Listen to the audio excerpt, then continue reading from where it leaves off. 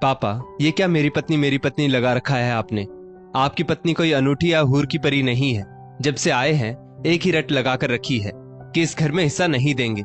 इन पैसों पर तुम्हारा कोई हक नहीं है। मैं मेरे घर की अलमारी भी नहीं खोल सकता क्या? माँ मुझे अलमारी खोलने से रोक रही थी, इसलिए मुझे मजबूरी में उन्हें धक्का देना पड़ा। आखिर इस घर पर हमारा भी अधिकार है। छोटा बेटा मितांश अपने पिता आलोक जी से बोला। आलोक जी ने खींचकर एक तमाचा छोटे बेटे के गाल पर जड़ दिया और गुस्से में बोले, तुम्हारी हिम्मत कैसे हुई मेरी कल्याणी के साथ ऐसा व्यवहार करने की? छोटी बहू सीमा तमक कर बोली, पापा जी, आपको शर्म नहीं आती अपने शादीशुदा बेटे पर हाथ उठाते हुए? भूलिए मत, अभी आपके बेटे से ज्यादा मेरे पति हैं। अब इन पर आप दोनों का कोई अधिकार नहीं। अरे आपको पता भी है आज ये कितने बड़े आदमी हैं। आप जैसे कितने लोग इनके पैरों में गिड़गिड़ाकर भीख मांगते हैं, तो आपकी क्या औकात है? तभी एक जोरदार तमाचा बहू के गाल पर पड़ा। कल्याणी जी ने जिंदगी में पहली बार आज किसी पर हाथ उठाया था। अपनी पत्नी का साहस देखकर आलोक जी की आंखों में चमक आ गई। कल्याणी जी गुस्से में बोली, खबरदार बहू, अगर मेरे पति का अपमान करने की कोशिश भी की तो, और जब हमारा तुम लोगों पर अधिकार ही नहीं रहा तो किस मुंह से अपना हक मांगने चले आए हो? नहीं दूंगी तुम्हें एक फूटी कौड़ी भी। अब जाओ सड़क पर भीख मांगो। माँ का ऐसा रूप देखकर दोनों बेटे बहू सन्न से खड़े रह गए। कल्याणी जी बड़ी बहू से बोली, क्या कह रही थी तुम बहू? ऐसा करो, आज तुम अपने भाई को बुला ही लो। खैर छोड़ो, तुम तकलीफ क्यों लेती हो, ये काम भी मैं ही कर देती हूँ। तभी आलोक जी के दोस्त का बेटा अजय वहां एक पेपर लेकर पहुंचा और साथ में 2 पुलिस वाले भी थे। पुलिस को सामने देखकर बड़ी बहू नेहा की आंखें फटी की फटी रह गई। उसे तो दिन में ही चांद तारे नजर आने लगे थे, क्योंकि पुलिस की वर्दी में कोई और नहीं बल्कि उसका बड़ा भाई राजेश था। भाई को अपनी तरफ करने के लिए नेहा राजेश को गले लगाने के लिए आगे बढ़ी तो राजेश दूर से ही हाथ का इशारा करते हुए बोला, इस वक्त मैं ड्यूटी पर हूं, ना यहाँ कोई किसी का भाई है और ना बहन। अपने भाई की रोबदार आवाज से बड़ी बहू नेहा एक किनारे खड़ी हो गई। आलोक बाबू ने वो पेपर वकील से लिया और बेटे बहुओं की तरफ बढ़ा दिया, जिसे देखकर उनके पैरों तले जमीन खिसक गई। दोनों बेटे बहू बस आलोक जी के चेहरे को निहारने लगे। आलोक जी अजय और राजेश के साथ सामने वाले कमरे में चले गए और दरवाजा अंदर से बंद कर लिया। दोनों बेटे बहू सोफे पर धम्म से बैठ गए और आने वाले तूफान के बारे में सोच सोचकर थर थर कांपने लगे, जिसका अंदाजा उन्हें पहले से ही लग गया था। और फिर वो उस दिन को कोसने लगे जब उन्होंने पिछली बार गांव आने की खबर अपने पिता को दी थी। कहाँ हो भाग्यवान, अभय और मितांश का फोन आया था, वे लोग यहाँ गांव आने के लिए ट्रेन में बैठ गए हैं। दूसरे दिन कल्याणी जी रह रहकर घड़ी देखती और पति आलोक जी से पूछती, फोन करके पूछो तो सही वो लोग कहाँ तक पहुंचे, अब तक आए क्यों नहीं? आलोक जी बोले, अरे भाग्यवान, सब्र करो, आ जाएंगे। तुम 2 घड़ी चैन से बैठ जाओ, अब सुबह से तरह तरह के पकवान बनाए जा रही हो। कल्याणी जी बोली, सबकी पसंद का खाना बनाया है आज मैंने, देखना खाना खाते ही खुश हो जाएंगे सब। पूरे 2 साल बाद देखूंगी आज सबको। आंखें तरस गई थी अभय और मितांश को देखने को। आलोक जी बोले, कल्याणी, दोनों बेटों का काम ही ऐसा है, सुबह 9 से शाम 7 बजे की ड्यूटी ऑफिस में बजानी ही पड़ती है। कैसे समय दे पाएंगे हमको, इसलिए तो 2 साल बाद आ रहे हैं। कल्याणी जी बोली, फोन पर कह रहे थे दोनों, इस बार हमें भी अपने साथ शहर ले जाएंगे। वैसे भी अब यहाँ अकेले नहीं रहा जाता, घर काटने को दौड़ता है। आलोक जी और कल्याणी जी के दोनों बेटे अभय और मितांश शहर में नौकरी करते थे।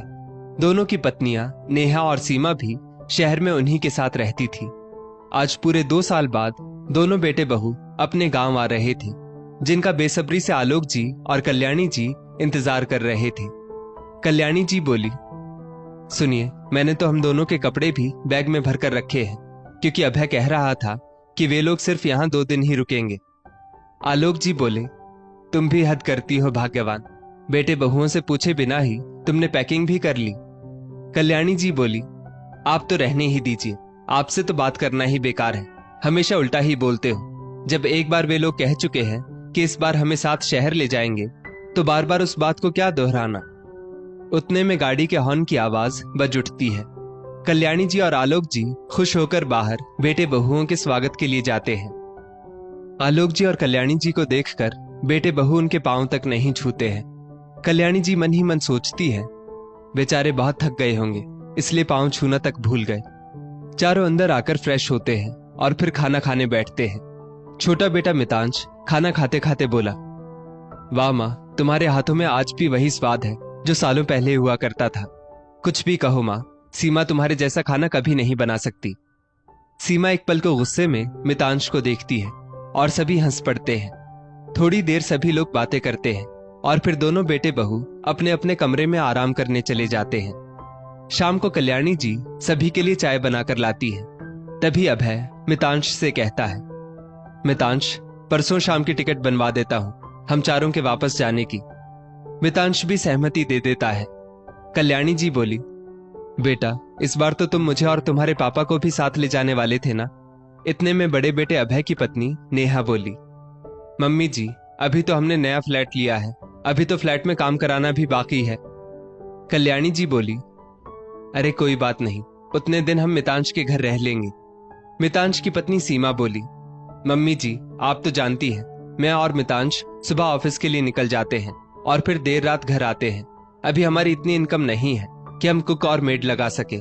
मेरे घर में तो राशन का भी सामान जमा नहीं रहता है और ऐसे में आप बूढ़े लोगों के खाने पीने का ध्यान मैं नहीं रख पाऊंगी। हम दोनों तो कुछ भी खाकर गुजारा कर लेते हैं, मगर आप लोगों को तो कुछ भी नहीं खिला सकते ना। अभय और मितांश ने भी अपनी पत्नियों की बात में सहमति दिखाई और बोले, मम्मी जी, पापा जी, अभी हम लोग खुद ही वहां सेट नहीं हुए हैं, ऐसे में आप लोगों को वहां ले जाकर कोई मतलब नहीं है। ये सब सुनकर कल्याणी जी तो रोने ही लग गई और बोली, बेटा, तुम लोगों के बिना मेरा यहाँ दिल ही नहीं लगता है, खाली घर मुझे काटने को दौड़ता है। हम दोनों बूढ़े तो बस तुम लोगों के साथ रहना चाहते हैं। अभी तो शरीर में इतनी ताकत है कि मैं घर का सारा काम भी कर सकती हूँ। कल्याणी जी की बात सुनकर बेटे बहुओं ने कोई प्रतिक्रिया नहीं दी। नेहा अपने कमरे में जाकर अभय से बोली, तुम्हारी माँ तो पीछे ही पड़ गई है शहर आने के लिए, मगर मैं कह देती हूँ, मुझसे इनकी सेवा चाकरी नहीं होगी। तुम तो जानते हो वहां अकेले हमारी कितनी अच्छी लाइफ है। अभय बोला, हाँ, तो मैं भी कौन सा उन्हें अपने साथ शहर लेकर जा रहा हूं। दूसरी तरफ सीमा भी मितांश से बोली, ये दोनों गांव में रहें वही अच्छा है, वरना वहां आकर हमारी जिंदगी में इंटरफेयर करने लगेंगे। मितांश बोला, डोंट वरी यार, हम दोनों के इतने सारे शौक हैं कि हमसे हमारा ही खर्चा उठ जाए वही बड़ी बात है। इन दोनों को वहां ले जाकर मुझे अपना खर्चा नहीं बढ़ाना। दरअसल दोनों बेटे माता पिता को अपने साथ शहर ले जाना ही नहीं चाहते थे।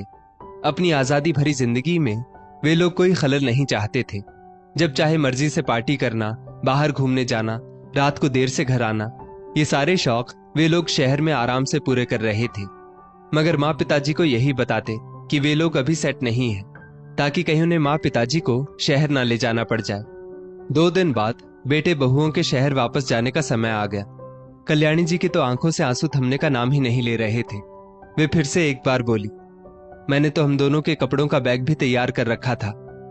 अभय माँ की बात को काटते हुए बोला, माँ, अब हमें जाने दो, ये क्या जाते वक्त रोना धोना लगा कर रखा है। पीछे पीछे मितांश भी बोला, हाँ माँ, आप लोग शांति से यहाँ रहो, वैसे भी शहरी जीवन आप लोगों के लायक नहीं है। इतना कहकर वे लोग स्टेशन जाने के लिए गाड़ी में बैठ गए। आलोक जी तो सब कुछ समझ चुके थे, मगर नहीं समझी तो कल्याणी जी। थोड़ी ही देर में वो बोली, सुनिए, घर बिल्कुल खाली खाली लग रहा है, बेटे बहुओं के बिना बिल्कुल अच्छा नहीं लग रहा है। और फिर से जोर जोर से रो पड़ी। आलोक जी कहना तो चाहते थे, कल्याणी, अब तेरे बेटे बदल चुके हैं, वे हम दोनों बूढ़ों को अपने साथ नहीं रखना चाहते। मगर कल्याणी जी को लगातार रोता देख वे कुछ नहीं बोले। अब कल्याणी जी खोई खोई सी रहने लगी, खाना भी ढंग से नहीं खाती थी। उनके चेहरे की झुर्रियां और अधिक गहरी हो चुकी थी। आलोक जी कल्याणी जी को बहुत समझाने का प्रयत्न भी करते, मगर कल्याणी जी की आंखों पर तो बेटे बहू के मोह की अंधी पट्टी चढ़ी हुई थी। इसलिए कल्याणी जी अब बीमार रहने लगी थी। एक रोज कल्याणी जी बरामदे में बैठी हुई थी कि उन्हें बाहर से आवाज आई, साड़ियां ले लो, साड़ियां। कल्याणी जी ने नजर उठाकर देखा तो एक वृद्ध महिला, करीबन 70 साल की उम्र रही होगी, वो साड़ियां बेच रही थी। उसके चेहरे पर एक मुस्कुराहट लगातार दिख रही थी। उसे देखकर मानो ऐसा लग रहा था जैसे वो अपनी जिंदगी से बहुत खुश हो। कल्याणी जी ने उसे बुलाया और साड़ियां देखने लगी। कल्याणी जी बोली, आप इस उम्र में भी घर घर जाकर साड़ियां क्यों बेच रही है? क्या आपका कोई नहीं है इस दुनिया में? वृद्ध महिला पहले तो हंसी, फिर बोली, बहन, मेरे 4 बेटे हैं जो शहर में रहते हैं। अपना पेट काट कर मैंने उन्हें पढ़ाया लिखाया, शहर में नौकरी लगते ही उनकी शादियां भी करवाई, मगर अब चारों में से किसी के घर में मेरे लिए कोई जगह नहीं। पति का साथ भी जवानी में ही छूट गया था। ऐसे नालायक बेटों पर आश्रित रहने से बेहतर मैंने छोटा ही सही मगर अपना व्यवसाय शुरू किया। घर घर साड़ियां बेचने जाती हूँ, उससे मेरा खर्चा भी निकल जाता है और 4 लोगों से मिलकर थोड़ा हंस बोल लेती हूँ तो दिल को भी सुकून मिल जाता है। कल्याणी जी को उन वृद्ध महिला की बात सीधे दिल पर लग गई। वो सोचने लगी, दोनों बेटे बहू ने वापस शहर जाकर मुझे फोन तक नहीं किया, जबकि वे लोग यहाँ देखकर भी गए थे कि मेरा उन लोगों के जाने के कारण रो रो कर बुरा हाल है। मुझसे तो ये वृद्ध महिला बेहतर है जो बेटों को भुलाकर अपना जीवन यापन कर रही है। बस उसी क्षण कल्याणी जी ने भी कठोर फैसला लिया कि वो ऐसे बेटे बहुओं के लिए आंसू नहीं बहाएंगी जिन्हें उनकी बिल्कुल भी चिंता नहीं है। आलोक जी घर लौटे तो देखा कल्याणी जी ने आज उनकी मनपसंद का खाना बनाया था। वे बोली, आप मुझे कटपीस के टुकड़े लाकर देंगे, मैं अपना खुद का व्यवसाय शुरू करना चाहती हूँ। सिलाई कढ़ाई में तो कल्याणी जी बचपन से निपुण थी। आलोक जी को कल्याणी जी को खुश देखकर बहुत खुशी हुई और वे बोले, कल्याणी, तुम में ये बदलाव कैसे आया? कल्याणी जी ने उस वृद्ध महिला से मिली सीख आलोक जी को बतलाई। आलोक जी बोले, कल्याणी, मैं तो ये बात पहले ही समझ चुका था, जो बात तुम्हें देर से समझ आई, क्योंकि तुम अपने बेटे बहुओं के मोह में अंधी हो चुकी थी। खैर, देर आए दुरुस्त आए। इतना कहकर वे कल्याणी जी के लिए कटपीस के टुकड़े लाने चले गए। यहाँ कल्याणी जी ने सिलाई कढ़ाई कर अपने हुनर को अपना हथियार बना लिया और धीरे धीरे उनका व्यापार जोरों से चलने लगा। कल्याणी जी अब अपने व्यापार में इतनी व्यस्त हो गई थी कि उन्हें बेटे बहुओं को याद करने का भी समय नहीं मिलता था। वहां शहर में अभय, मितांश और उनकी पत्नियां आज आपस में मिले तो मितांश बड़े भाई अभय से बोला, भैया, रोज ये 9 से 7 की नौकरी करके थक गया हूं और महीने की वही नॉर्मल सैलरी, जिससे अब गुजारा भी नहीं होता। अभय बोला, मितांश, तूने तो मेरे मुंह की बात छीन ली। मेरा भी कुछ यही हाल है। मैं भी यही सोच रहा था, क्यों ना हम दोनों मिलकर कोई व्यवसाय करें जिससे आमदनी बढ़ सके, मगर व्यवसाय करने को ज्यादा पैसे चाहिए होंगे, वो कहां से लाएं? मितांश की पत्नी सीमा बोली, अरे गांव में आपके माँ पिताजी इतने बड़े घर में रह रहे हैं, वो घर कब काम आएगा?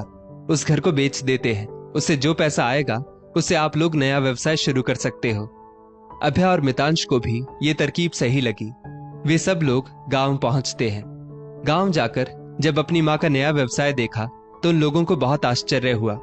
अभय की पत्नी नेहा बोली, जब हम लोग यहाँ से गए तो बुढ़िया ऐसे रो रही थी जैसे हमारे बिना मर ही जाएगी, और अब देखो कैसे अपना नया कारोबार जमा कर बैठी है।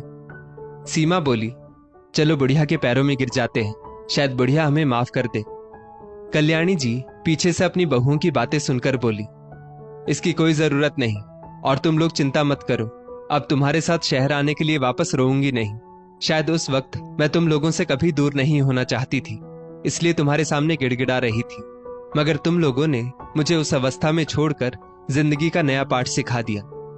अभय और मितांश बोले, माँ, दरअसल हम अपना व्यवसाय शुरू करना चाहते थे जिसके लिए पैसों की जरूरत है। अगर आप। कल्याणी जी बीच में ही बात काट कर बोली, आज फिर 2 साल बाद तुम लोग गांव आए हो। बीच में तुम लोगों को हमसे फोन पर तक बात करने का समय नहीं मिला, मगर आज मुंह उठाकर पैसे मांगने चले आए। तुम जैसे नालायक बेटों की हमें कोई जरूरत नहीं। तुम लोग जैसे आए हो वैसे ही वापस चले जाओ। मेरे पास तुम्हें देने के लिए अब ना तो घर है, ना पैसे हैं और ना ही माँ की ममता। आलोक जी बोले, कल्याणी बिल्कुल सही कह रही है, तुम लोग यहाँ से वापस चले जाओ, हम समझेंगे कि हमारे कभी बेटे थे ही नहीं। उतने में आलोक जी को उनका नौकर चंदू पुकारता है।